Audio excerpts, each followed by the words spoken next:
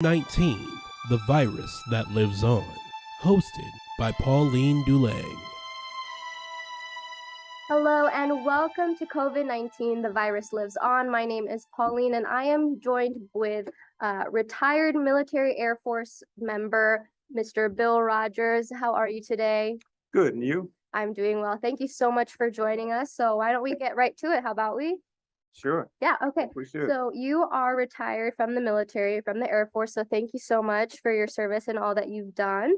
My first question, as a civilian, what do you feel went wrong with our government and the communication of COVID-19?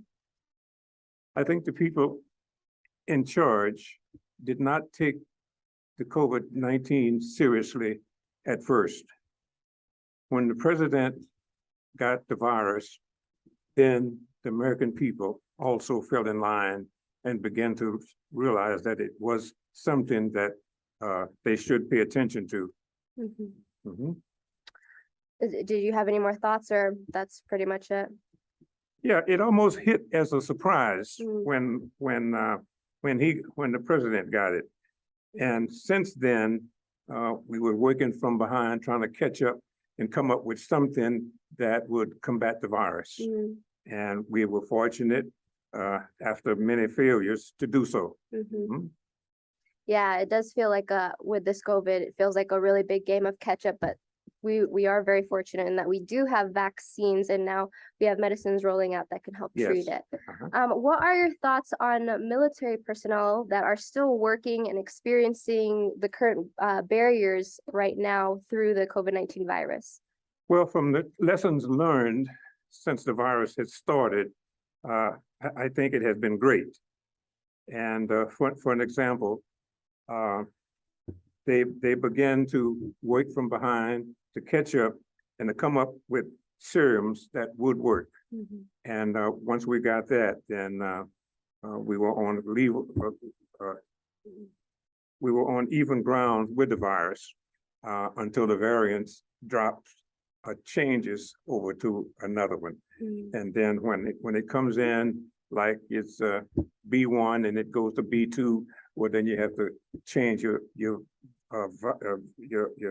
medicines just a little bit in order to combat it. And when they do, then we're up with it again. So we always, I think, running from behind because the variants have to make its appearance first, and then we catch up. Yeah. All right, so you are over 90, correct? And in your lifetime, have you seen or experienced any other virus that has killed so many Americans? And if so, how was public health during those times, and how was the relationship with the US people, with US citizens? Well, I'd have to say yes. As I grew up, and as even happens now, the flu, for an example. Yeah. We have to come up with a variance to combat whatever flu that will hit us in the winter. The flu always starts off in the winter, and it's a guessing game. What happens is they have to, with the knowledge gained, guess what will hit America. And then they begin to put out that serum to combat it. And if they are wrong, and they have been wrong, then this is when you have so many people dying from the flu because we don't have any protection. Yeah, so do you have any thoughts or recommendations that from you surrounding COVID-19 and its many variants and what we can do to protect ourselves? Yes, I have some. One is this simple thing as a mask. Yes. The KN65, the 95. KN95. Yeah. And this is one of the best protections. Washing your hands, washing your hands, washing your hands, and wearing a mask. This is the best protection that we have. And of course, getting the shots. Yep, of course, yep. You get your shots, and then you, after the shots, about 6 months, according to the age, once you've had your shots, then you have to have a serum to boost the shot. I call it shot booster. Yeah, yeah, it is a Mhm. booster. And like Uh-huh. you said, we are very, very fortunate to have those vaccines. So it's real, and plus they are free of charge. So it's important that people take advantage of that so that way we can best protect ourselves. Don't you agree?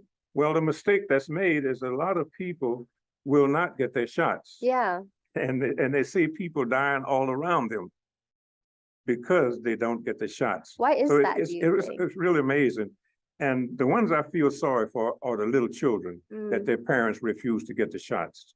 I let them have the shots. And we go all the way down to 6 months to 5 years and then on up, mhm. that they have made preparations, the government have, that if the children are allowed to have it, the chances of survival are far greater. Mm, yeah. And my last question, honestly, I'm assuming you've gotten your vaccine shots as well. Yes, I have. Where were you able to get them? I being a retired military person, I got mine from the VA. Mm, yep. And the way it happened is they just called, the phone rang and they called and said, have you had your shot? Mhm. No, I haven't, but I would like to. Well, when would you like to come out here and get Ah. it? That's great. And then I went out and got the first shot, and then they automatically put me on the list and they told me a month later I could get the second shot. And I Mm, did. And then when the boosters came out, it was the same way. same way. They called and said, hey, you can get your booster now. So I was able to get the booster. And then after that, they said, well, all people over 65 can get the second shot. So I was able to get the second shot from the VA also. Awesome. That sounds like you had a very smooth process with that, and I'm Very easy. really very easy, glad. No problem. Yep. All right. So thank you so much for joining us, Mr. Rogers. Your insight was very, very helpful, and to all of our audience members. Yeah. Okay. Thank Well, you. you know, there's another monkeypox Mhm. is another one that Yeah. is really in Europe and in South Africa going wild. And I think that they're trying to get they're trying to get ahead of it. But I guess if a little animal bite you, and this is a sexually transmitted, but also if a mouse would bite you or any small animal, that could set it off in one's body. Yeah, I have heard about monkeypox as well, and hopefully we are ahead of the game on that because, I mean, we just learned a really big lesson within the past couple of years. So hopefully we know better not to make similar mistakes. Yes. Moving forward. Yeah. Very good. Yeah. Thank you so much for joining us, Mr. Rogers. And that was today's episode. Thank you so much for joining us. This has been COVID-19. The virus lives on. This has been COVID-19, the virus that lives on, hosted by Pauline Dulang. If you'd like to leave suggestions, email us at ewcfacts@gmail.com. That's ewcfacts@gmail.com. This has been an EWC Communication production.